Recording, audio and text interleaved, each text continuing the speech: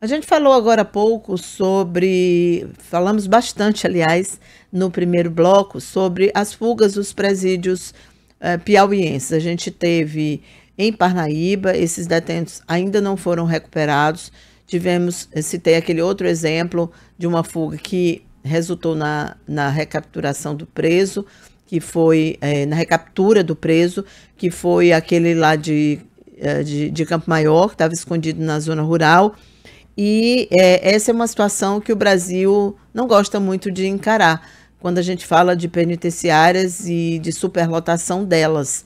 Com esse novo projeto, que deve virar lei, porque o parlamento brasileiro vai mesmo derrubar o veto do presidente da República, sem as saidinhas, os presídios vão ficar ainda mais lotados e a situação deve se agravar. Além disso, não há policiais penais suficientes nas penitenciárias.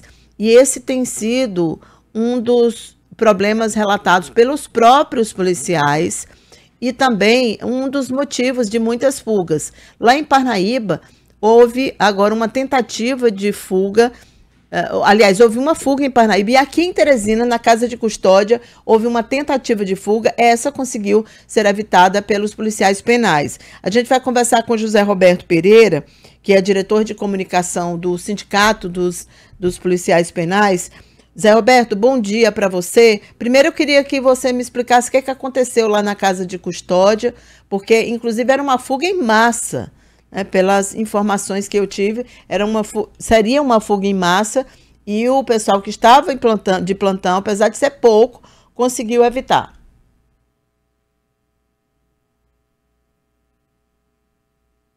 Bom dia, Cíntia. Bom dia. Bom dia. Do programa Notícias da Boa. A satisfação falar com você e com todos os seus telespectadores, ouvintes.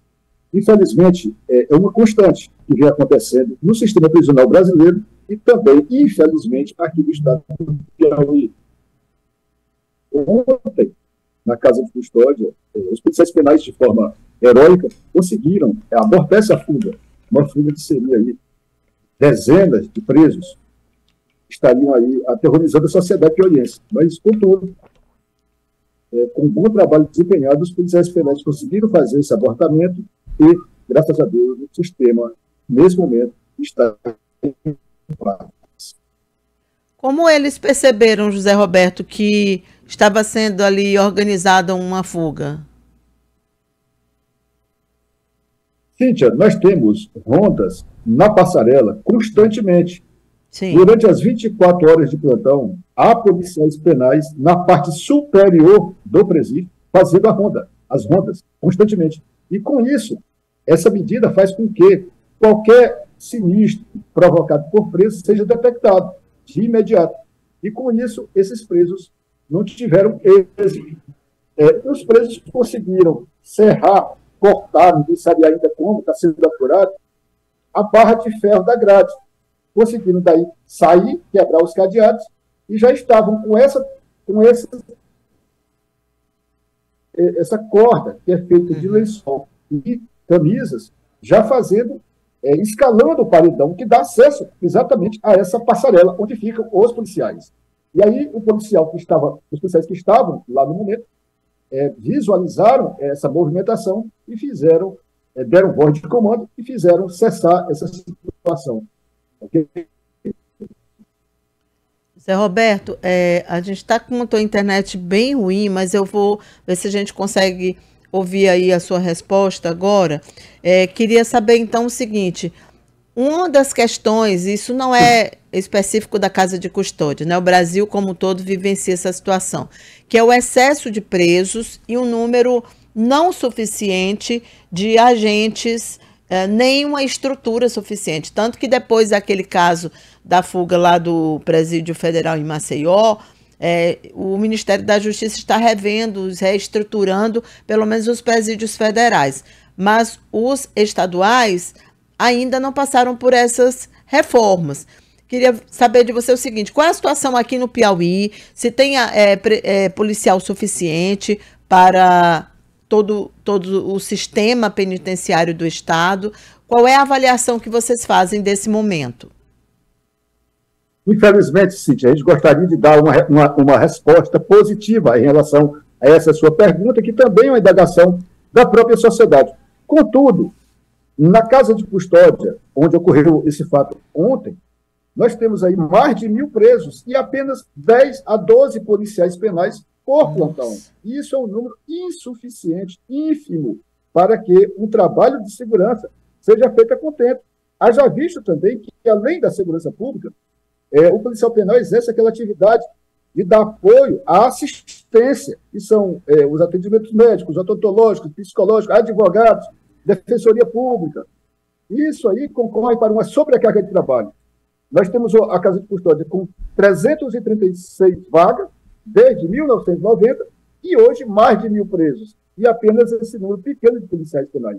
Há em andamento um concurso público que está sendo realizado, inclusive a primeira etapa já foi realizada no domingo, que agora fez uma semana, mas esse número ainda, se fosse hoje dentro do sistema, não seria o número ideal para se resolver esse problema do baixo efetivo de policiais penais. Temos também, Cíntia, unidade prisional sendo construída, como vocês já noticiam, lá em Bom Princípio. Há projetos para um presídio em Picos, há projeto para um presídio na região de Altos, no complexo prisional de Altos.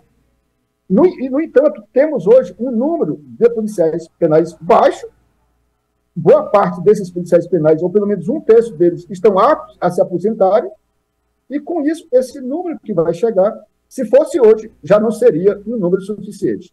Você compreendeu? Qual seria a demanda? Qual seria o número para atender essa demanda no sistema prisional? Porque você citou aí, tem mais de 1.000 detentos no momento lá na custódia. E vocês têm um número de 10 de policiais, é isso? 10, né?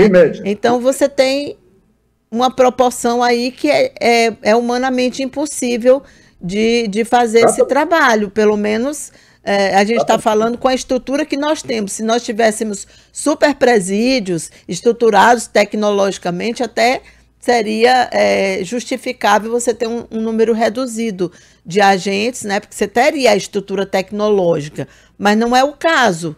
Esse controle é humano mesmo, né? Você colocou um ponto interessante, que é a questão da estrutura. Se você tem uma estrutura boa, tecnológica, eficiente e um quantitativo atual, daria sim para se fazer um trabalho mais ou menos. No entanto, você tem um baixo efetivo e estrutura deficitária. Veja bem, nós temos vários presídios que sequer têm cerca elétrica. Nós temos presídios que sequer têm monitoramento eletrônico por câmeras, como Esperantina, por exemplo. Nós temos a CPA, que é a maior unidade prisional do Estado, onde a sobrecarga de trabalho é desumana, eu não diria sobre-humana, mas desumana, e um baixo efetivo de policiais penais. Isso tudo concorre para que a segurança pública fique prejudicada, o servidor adoeça, e com isso a sociedade não tenha a resposta devida em relação ao combate efetivo às facções criminosas. Porque não adianta só prender. Polícia Civil, por exemplo, através da DRACO, um trabalho excelente do delegado Charles também desenvolvendo, Polícia Militar, mas a Polícia Penal precisa entrar nesse certame também, ser estruturada, ser olhada, para daí se ter a sociedade com um resultado positivo. Tá certo. Olha, Zé Roberto, a gente realmente espera que isso seja revisto, que rapidamente esses novos policiais sejam nomeados, né? Logo assim que saírem todos os resultados dos concursos. Eu sei que tem várias etapas, né? Tem vários momentos, mas a gente precisa, no caso de sistema prisional, tem que prevenir. Depois das fugas, a situação fica mais difícil, fica mais complicado. Haja vista, por exemplo, que o caso de Parnaíba não se conseguiu recapturar ainda, né? Exatamente, Cíntia. E isso é um problema sério, porque, como ele disse, a Polícia Militar faz o trabalho dela de prender, a Civil faz o trabalho dela de investigar. E ao sistema prisional cabe guardar, custodiar o preso. E esse preso chega no sistema e ele sai novamente, vai ser um novo trabalho que a Polícia Civil terá, um novo trabalho que a Polícia Militar terá. Isso aí seria o que a gente diria enxugar gelo. Então, o Estado do Piauí, os governos em si, o governo federal, devem entender que o sistema prisional faz parte e é essencial para a segurança pública do cidadão brasileiro. Ocorreu aí a fuga de um dos membros, de um dos criminosos que cometeram uma chacina lá no litoral. Olha só, um crime gravíssimo. Esse preso passou pouco tempo no sistema e já poderá estar aí arquitetando um novo sinistro em relação ao cidadão trabalhador, que foi o caso daqueles que faleceram lá naquela chacina. E isso o Estado deve olhar com bons olhos. Reconhecemos aqui o bom trabalho desenvolvido pelo secretário de Justiça, Coronel Carlos Augusto, mas precisamos de mais. Precisamos de mais. E para isso é necessário que o governo do Estado, através do Poder Executivo, veja isso, coloque a Polícia Penal realmente no seu lugar que merece. No seu lugar que merece. Porque, senão, as outras polícias continuarão trabalhando, sim, mas trabalhando sem um resultado prático. Somente fazendo e fazendo sempre mais, mas a sociedade pagando sempre o preço, que é aquela que fica na ponta da lança. Zé Roberto, só uma pergunta rapidinho. Você acha que com o fim das saidinhas a situação tende a piorar? Cíntia, nós discordamos. Os policiais penais discordam desse posicionamento. A saidinha em si é apenas um benefício que, não obstante alguns regramentos legais, esses regramentos, de fato, não são obedecidos, sai qualquer tipo de preso, basta estar no regime fechado, não há critérios objetivos há porque há na lei, mas subjetivos não há, por parte de quem faz a apreciação. E acaba que, se você for, por exemplo, agora no Dia das Mães, que é a próxima saidinha, você verá lá o presídio, a Major César, ela sem ninguém, sem nenhum preso. Então, como é que pode dizer que há critério nisso? Não há. Todos os presos que estão no semiaberto acabam, de certa forma, indo. E, infelizmente, muitos voltam, mas outros não. E nesse período que estão lá soltos, acabam também causando transtorno para a sociedade. E é necessário que realmente que o Congresso Nacional mantenha a postura de derrubar o veto do presidente Lula. Nós defendemos isso. A visita à família tem como, já tem a brecha, já tem a situação de que ela pode frequentar o presídio. Existe visita, todo dia existe visita nesses presídios. Se você for na casa de custódia hoje, você vai encontrar uma fila enorme de visitantes. Se você for na Irmão Guido, vai encontrar uma fila enorme de visitantes. Por que o preso tem que sair? Por que o preso tem que sair? Ele não precisa sair. O que precisa é ele continuar preso e lá dentro da prisão ele ter um ambiente favorável, estruturado para que sejam implementadas políticas públicas e daí ele saia o mínimo possível recuperado. E ainda vou mais longe, Cíntia. Impõe-se uma carga, um fardo muito pesado para o sistema prisional. Veja bem, a escola, a família, não conseguiu controlar essa pessoa. A escola não conseguiu controlar essa pessoa. A igreja não conseguiu controlar essa pessoa, ressocializar essa pessoa. A sociedade segregou essa pessoa e impõe ao sistema prisional, ao policial penal, esse encargo. É desumano, é desumano. Eu vejo que deve haver uma junção de instituições trabalhando com o mesmo fim. E qual é o fim que deve prevalecer? Qual é o objetivo maior? A segurança da sociedade. No entanto, o que a gente observa hoje é a legislação sempre afrouxando em benefício daquele que cometeu o delito. E isso nós não entendemos como sendo a melhor opção, principalmente para o trabalhador. Tá certo, então. Muito obrigada pela sua participação. Bom dia para você. Foi um prazer falar com você e com seus ouvintes. Até a próxima, se Deus quiser. Até a próxima, Zé Roberto. Muito obrigada aí pela disponibilidade. Olha, vamos falar agora do show da Madonna. Foram 1.600.000 pessoas, público estimado.